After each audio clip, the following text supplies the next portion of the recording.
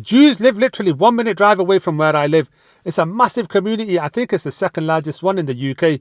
They've got schools, they've got synagogues, they've got a museum too. And I know that some of the members of that Jewish community are actually IDF members. They've gone out and they've done what they've done and they've come back and they've carried on living their lives as if nothing's gone on. And I live in a massive Muslim populated area. Where I live, which is 1 minute away from the Jewish area, is a massive Muslim populated area too. We share the same Tesco, we share the same gym, we walk past each other on a daily basis.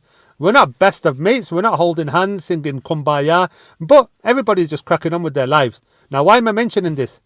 Well, recently there were supposed to be some Hanukkah celebrations in London that were due to take place. They were cancelled by the authorities because they thought there might be a danger to the Jewish community. They might be attacked, they might be harmed because of what's taking place in Gaza and people's opinions regarding it. But eventually, when they got a backlash from people online, they reversed that decision and those Hanukkah celebrations are going to continue. So there's this hysteria that's being created right now that because of what's taking place in Gaza, the Jewish community in the UK is somehow under threat.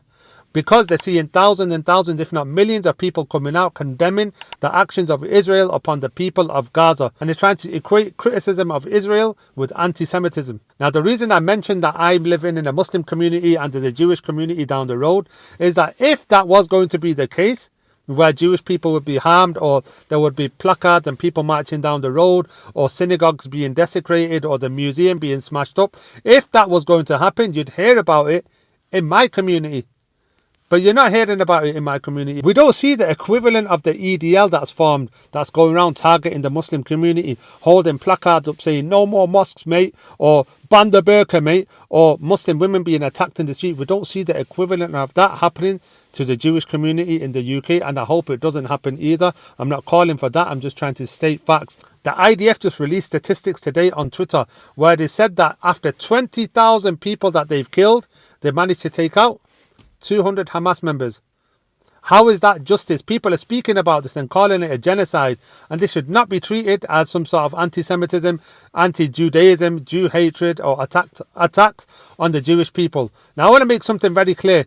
Nobody should be attacking the synagogues. Nobody should be attacking the Jewish people. Everybody cracking on with their lives, walking down. They should feel safe. They should be able to go to their jobs, their work, their shopping, whatever. I'm not even calling for that. I'm just saying that if it was to be happening, you'd see it happening in my community because it would be something that would be easily done.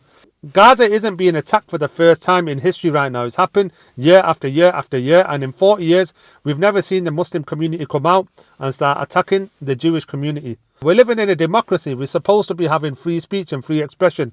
And when people see a genocide being taking place, they should have the ability and the freedom to go out and express their feelings towards it. They should be able to say that this is wrong and this shouldn't continue anymore without it being labelled as anti-Semitism. So in conclusion, I'm going to say that we should be able to speak about the atrocities that are taking place in Gaza without it being labelled as anti-Semitism, and nobody should be going around harming the Jewish community if that was happening in the first place. Assalamu alaikum wa rahmatullahi wa barakatuh.